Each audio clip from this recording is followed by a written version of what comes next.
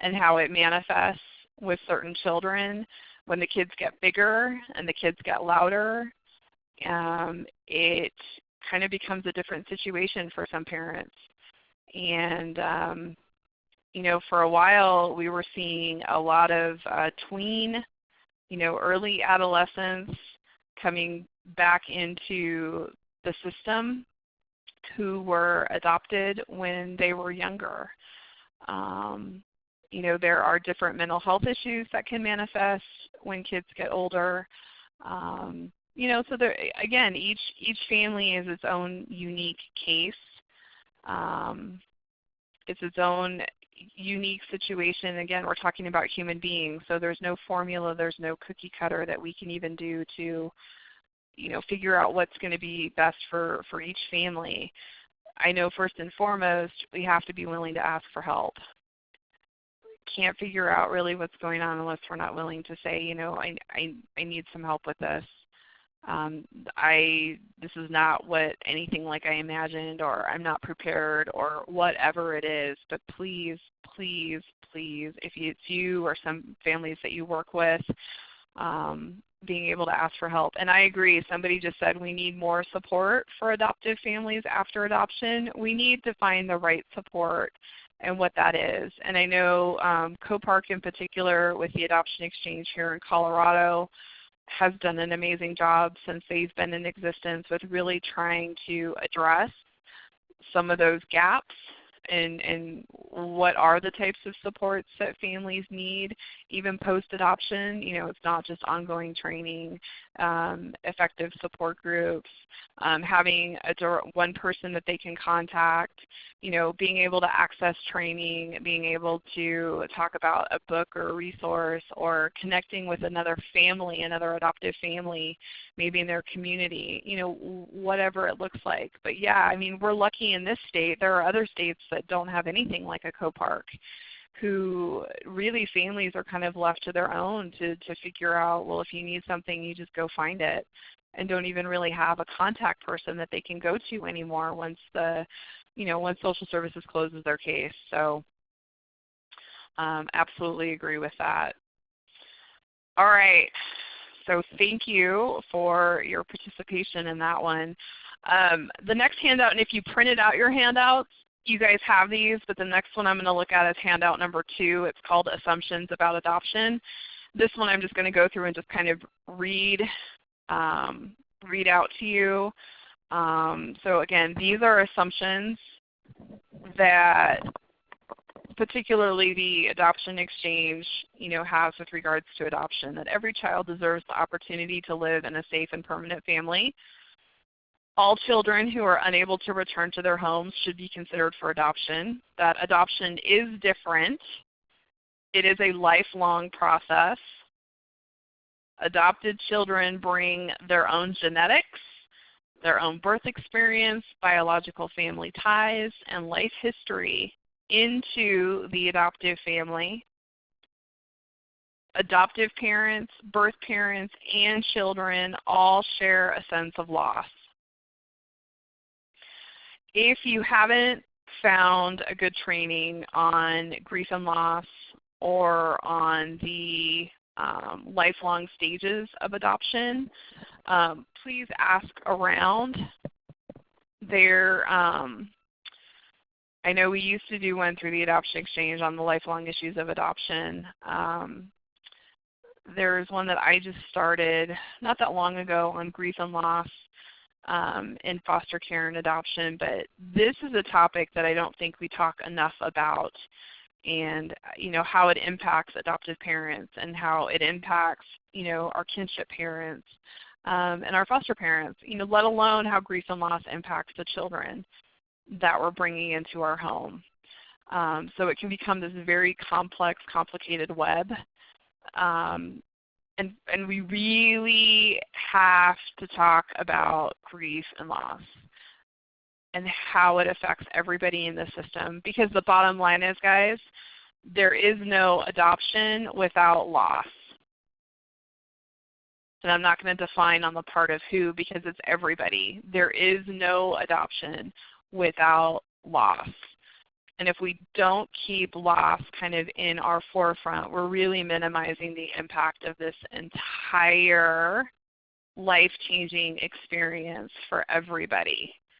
And we don't like to talk about loss. We don't like to talk about grief in our culture, our big culture.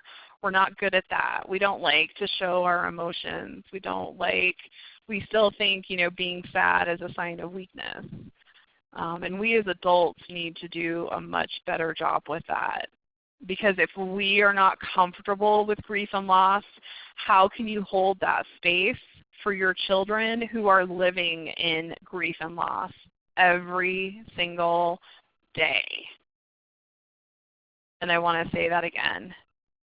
If you are not aware of your own stuff, if you are not comfortable with grief and loss, how can you effectively hold a sacred space in your relationship with your children who are living in a state of grief and loss every single day?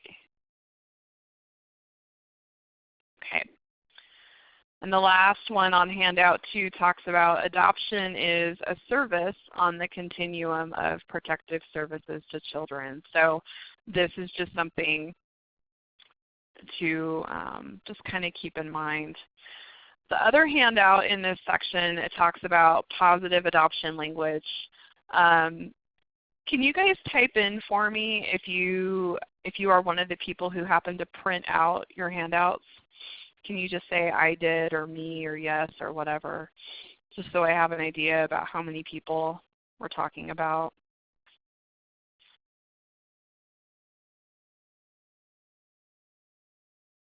Okay. So some of you did and some of you have them online. Okay, awesome. If you guys can take a look at handout number 3. This one is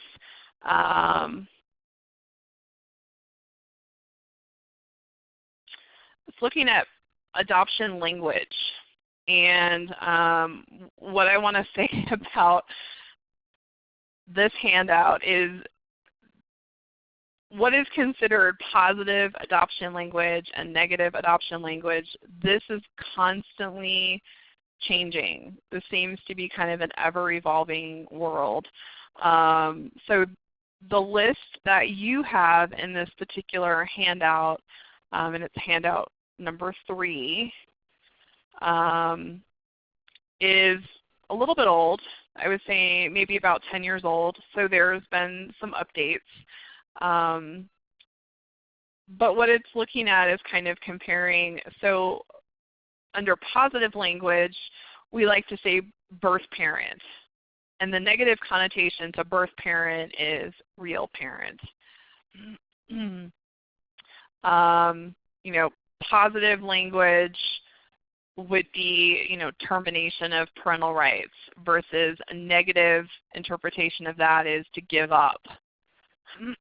Another one that is considered positive, make an adoption plan. To make an adoption plan versus to say give away. And some of these, what I would do, if we were face-to-face, is have you take a look at this and tell me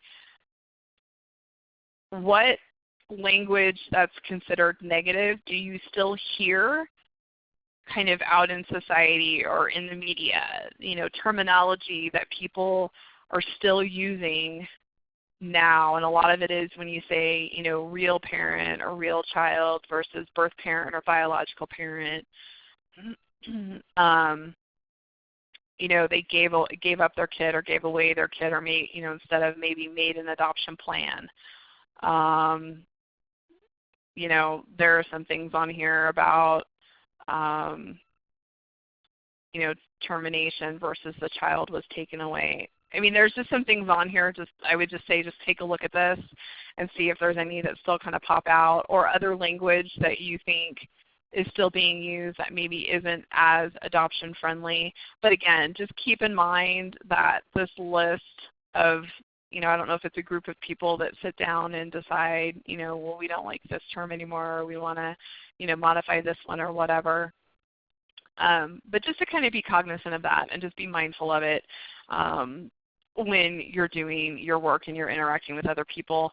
And sometimes we also have to be, educators and advocates for adoption and help people. Maybe people just honestly don't know that there is a different term for describing a, certain type of situation or an individual in the, adoption triad or whatever it might be. So this is just for kind of reference only, so I'm going to move on if that's okay with you guys, unless anybody has any specific questions or anything. You can look if you want to get a more updated list. Just go online and just type in, positive adoption language, and then you can pull up and you can look at the date, that those were done. So it's kind of interesting to kind of compare over the last couple of years.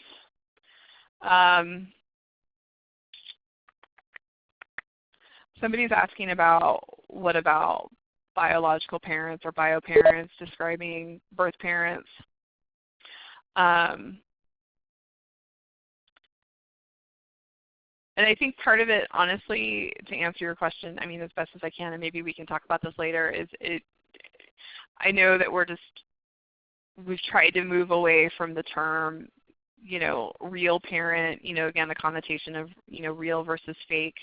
So describing them as a birth parent, if that's something that is much more comfortable for you, then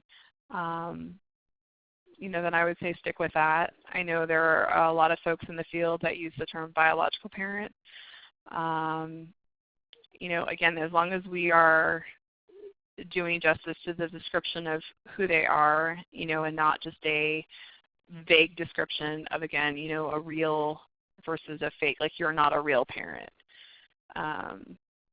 But they are, like the birth parent is the real parent. So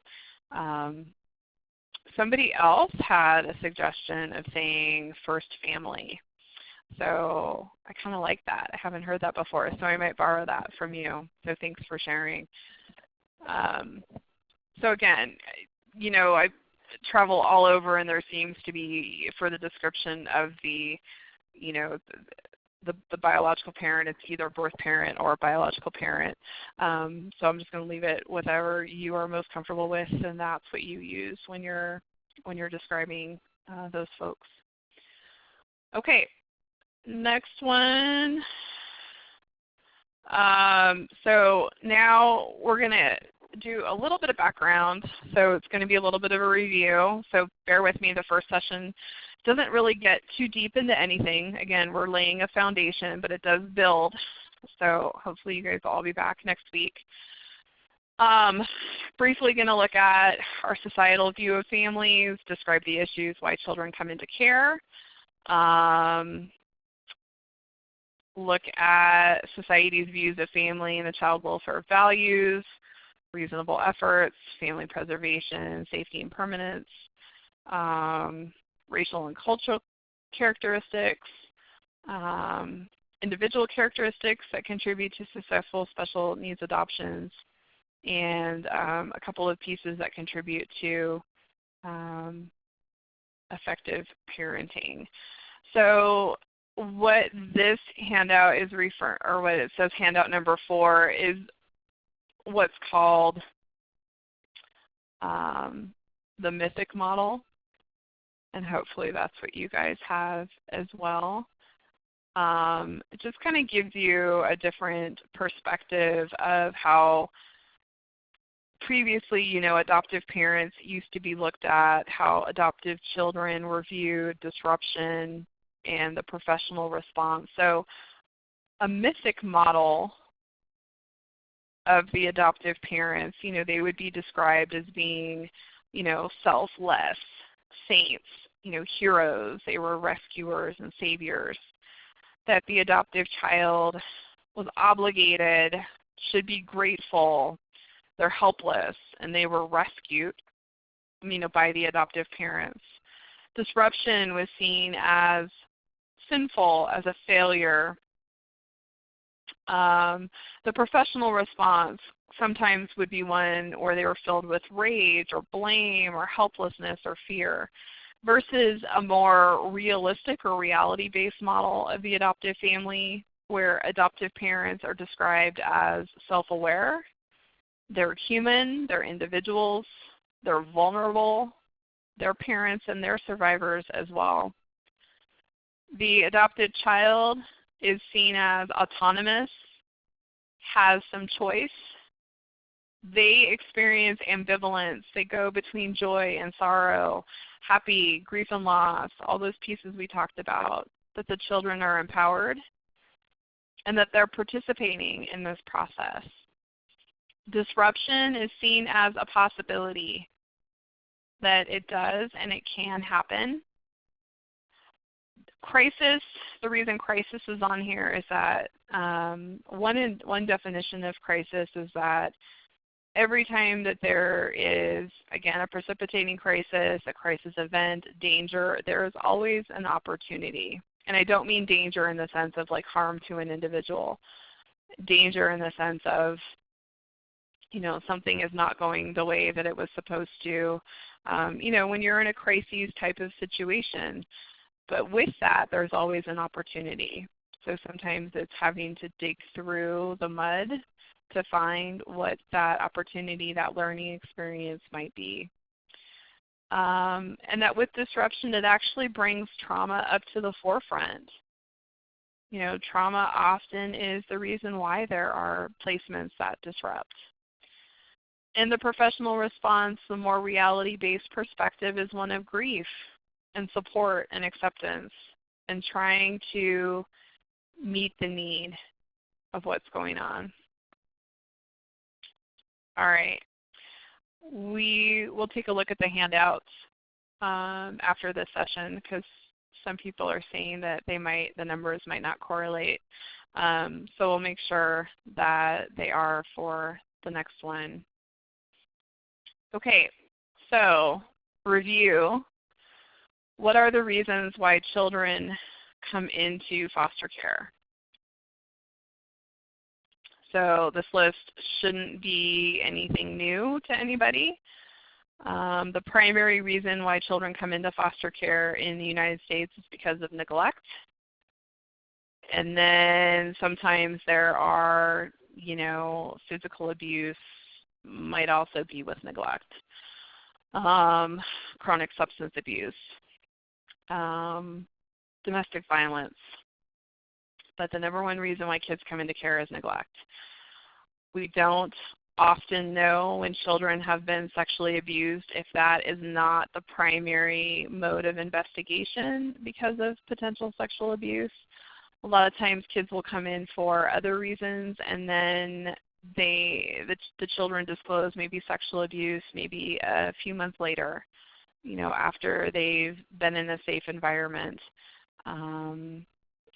So for a lot of parents who maybe have some fears about taking children into their home who might have been sexually victimized, again, Human Services doesn't often know when they come in. So again, is there any other reasons on here that you guys would want to add? Neglect, whoops, let me go back, sorry. Neglect, abuse, abandonment, substance abuse,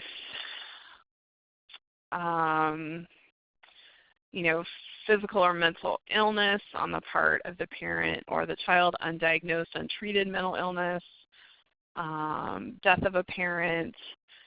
There could be a precipitating crisis that kind of leads to, losing a job, and then I can't fix the transmission in my car. And if I don't have a running car that works, I can't get to my job. Or if I lose my job, then I'm not bringing in an income, so I can't pay my rent. If I can't pay my rent, then I'm going to lose my home. I might not be able to buy food. A lot of different things that can kind of exacerbate a situation. Incarceration or arrest of a parent, absolutely. Sometimes single parents in the military or dual military being sent to combat. Good point. Good. So again, this is just kind of a review why some of the kids come into the system. You guys all know this, so we're going to move on. So who are the children that come into foster care? They're all ages. We have a pretty loose definition here in the state of Colorado of special needs. Children typically over the age of 6 who might be part of a sibling group, children who have mental health concerns and or medical problems.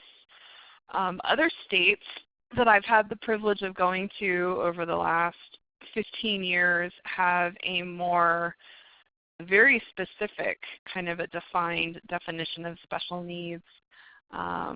Here, like I said, it's a little bit looser for a lot of our kids, but I think that also helps a lot of our kids too.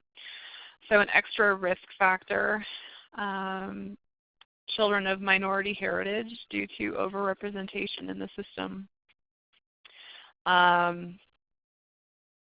So we have kids who come from all walks of life, who come from all geographic areas, who all have one thing in common, and that's some sort of a trauma, and there's different types of trauma too. So I don't think there's anything new about that. But let's talk about biological or birth parents. So who are these folks? So typically struggle with substance abuse, drug and alcohol, prescription pain meds,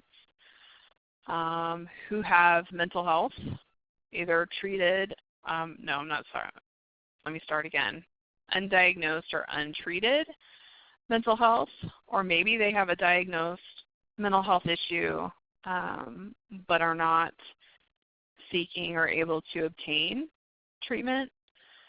Parents who have been victimized themselves, who might have criminal involvement, domestic violence, generational family dysfunction, and then again another risk factor, poverty and minority overrepresentation in the system. The generational family dysfunction, I just want to share briefly. When I was a caseworker, I didn't really have much of a clue when it came to, multiple generations being involved, because I would just be involved with, one family at one particular time. But what kind of really changed for me was I ended up getting a case at one point. It was a single mom who had 4 or 5 children. They had different fathers. Each of the kids had different fathers, some that were involved and some that weren't. But what happened with this case is that it quickly turned into then opening a case on this parent's parents, so the grandparents. And then what ended up happening is the oldest child, who ended up emancipating from the system, ended up having a child of her own when she was still in care. So then there was a case that was open on the infant. So I actually had 3 generations. I had one family, 3 generations, and I had multiple cases opened on multiple people within that one family. And so having that experience of this generational family dysfunction really just kind of brought it to home. And it's a family I will never, ever forget. It taught me a lot in this business and in this world. So who are the adoptive, for those of you that are on the phone who are adoptive parents, who are you? Who are our adoptive families? We have 2-parent families, we have single-parent families, we have same-sex families, and we have kinship families. The group of adoptive parents that is on the rise the fastest in the United States is kinship. So again, quick review. Kinship is typically some sort of a family member, could be through marriage. But we also have kinship families that we call fictive kin or kin-like, where there's maybe no blood relationship, but maybe it's a close family friend who ended up being a resource, a teacher who knew the child who had that relationship. Again, there's no blood tie, but there is that familial sense. And so we do sometimes designate those folks as kinship or fictive kin or kin-like as well. So kinship is on the rise. The group within kinship who is adopting the fastest are grandparents. And grandparents, I think there's close to 7, last time I checked, 6.87 million grandparents raising grandchildren in the United States currently. And so within that, there are a large number of grandparents who have actually legally adopted their grandchildren. And then we also have an increasing group of great-grandparents actually raising great-grandchildren. And then you think about some of the unique challenges that come not only with kinship families, but when you've got folks who have lived a long time and should be in retirement, now raising very small children who have abuse histories and who have trauma histories, and finding the right support for those families is also a challenge. Under single-parent families, single men adopting is actually increasing. It's a slow, steady increase, but it is increasing nationally. Single women in the United States tend to adopt more of our older youth. And so when you think about, well, why would single women tend to be adopting more of our older adolescents? Well, if I'm single and I have to work, I obviously need them to be school age. But they're also, what the research is showing is that the relationship is a little unique. It's kind of like a mentor type parenting role. Individuals who really want to help our older youth explore their options, outside of high school, and helping them really prepare for life and being able to be successful if they want to live independently, and those life skills and those just a different type of relationship. And so that seems to be working. That's a match that seems to be working really, really well. There's an increase across the country in same-sex couples adopting as well. And placement stability is actually what some of the research is showing higher with some of our same-sex couples. So just to kind of give you a little bit of an overview of kind of what's happening with our adoptive families kind of across the country.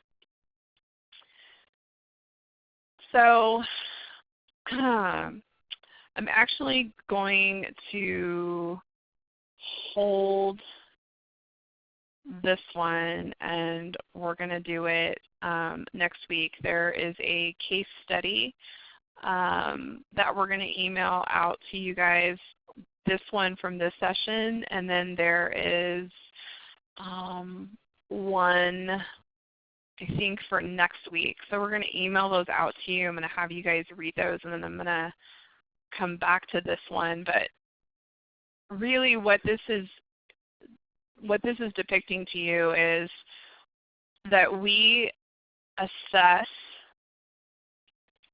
families. So if you guys are foster, kinship, or adoptive families, you guys all had a home study done. You all had, most of you, if it was fairly recent, had the SAFE format done where they ask you a lot of questions. You fill out questionnaires. It can get pretty personal.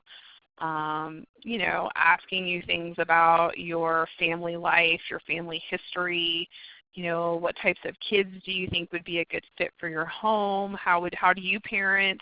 How were you parented? If it's a two-parent household, are you and your partner on the same page? They look at your stability. They obviously look at your home. They look at, financially, how can you take care of this child? And then again, looking for an overall positive parenting style. Why this is a dichotomy is that, we assess our adoptive families for all those things, but yet then we have a child or an adolescent who has experienced trauma, and it could be multiple types of trauma.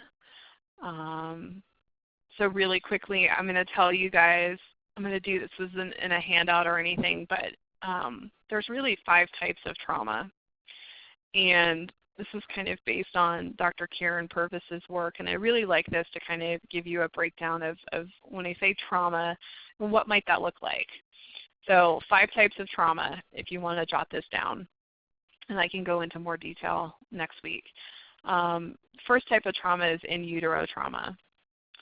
So in utero trauma could be exposure to drugs and alcohol. Alcohol is the worst, more than any of the drugs. Alcohol exposure in utero can do the most damage to a developing baby. So in utero trauma, drug and alcohol exposure. In utero trauma could be if mom is being physically abused. In utero trauma could be, what if mom is chronically depressed? What if mom knows that she's not going to be keeping this child? Her, not wanting to connect, that sense of rejection. What you guys need to know about the research with in utero trauma right now is that it shows about the 5th month of pregnancy, every emotional high and low that the mom experiences, that baby also experiences. So think about it, all the emotional highs and lows. Mom is in a manic stage, mom is in a depressive stage, if mom is just chronically depressed. What if mom is in a domestic violent relationship? You guys pretty much familiar with the highs and lows that come with domestic violence. Things are really good, and then something happens, and then you're scared out of your mind, and then you're walking on eggshells. That takes a toll on you. That takes a toll on your body. That takes a toll on your brain. So all those highs and lows, the baby also experiences by the 5th month of pregnancy. So trauma number 1, in utero. Second type of trauma that can happen is at birth. Just kind of the birthing experience can be traumatic, but that doesn't mean that everybody has horrific outcomes later in life. So there are some things that can happen at birth. If a child is breached, if a child needs assistance coming out into the world, having to do an emergency C-section at the last minute, baby's not breathing appropriately, at birth. There are just some things, just biological things that can just happen, but again, that doesn't mean that there's horrific outcomes, but it still can be considered a trauma. Third type of trauma can happen immediately after birth. So say, during the birthing process, the baby's not breathing. Baby maybe is premature and has to be whisked off to the NICU and has to be put in like a little incubator and can't be touched, but is getting poked and prodded and not getting that, skin-to-skin contact with mom. There's no familiar sense of smell. There's no sounds that are familiar to that baby. Something happens to mom and she has to go in for emergency surgery. Not having that immediate connection with that baby can be considered a trauma. But again, it doesn't mean that every baby that this happens to has horrible outcomes. Some children do really, really well. And that's, for a lot of us, there's that resiliency piece that's kind of, built in for some people, and then it grows and it manifests as they get older. So first type of trauma in utero, second type of trauma at birth, third type of trauma immediately after birth, fourth type of trauma is abuse and neglect, what we talk about with this population that we're dealing with. And then the fifth type of trauma can be a single incident or a chronic exposure to a trauma. So it could be something like a car accident. It could be something like a house fire. It could be, heaven forbid, at a school and there's a shooting. Chronic trauma could be if you live in a high crime area where there is lots of fear and there are lots of shootings and you can't go outside for long periods of time or after dark. Living in a hostile environment, like a war-torn environment, that can also be chronic. So just to give you guys an idea about some different types of trauma. But we're also bringing in children into these families who have had chaotic, or chaos has kind of been the definition of their environment. They've had a lot of instability and they've had grief and loss. How are we assessing our adoptive families to meet those needs of those children if that's what they're coming into the homes with?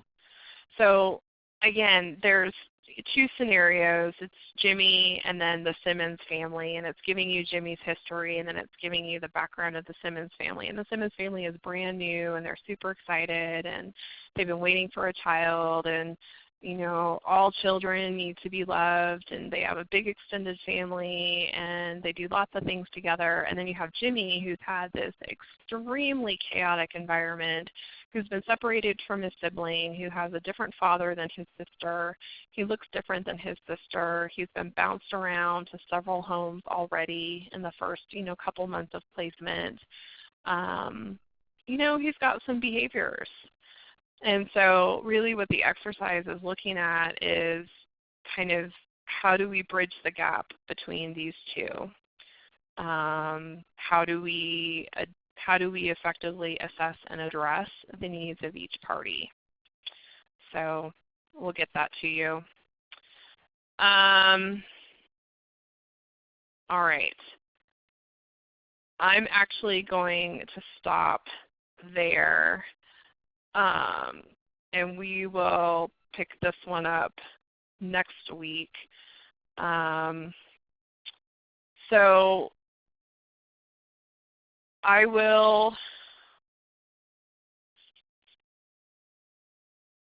we will see if we can get the handouts for the next session loaded into it for you, but we'll send them to you in advance so you guys can print them off if you want them.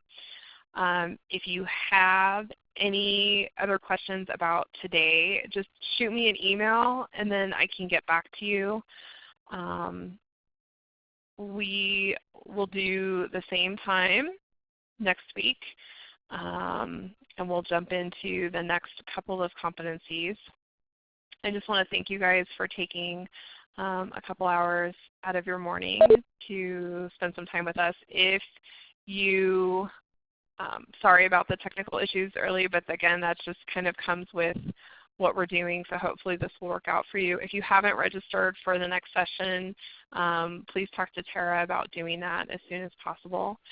And I hope you guys have a great weekend, and we will talk to you next Friday. Thank you. Bye, everyone.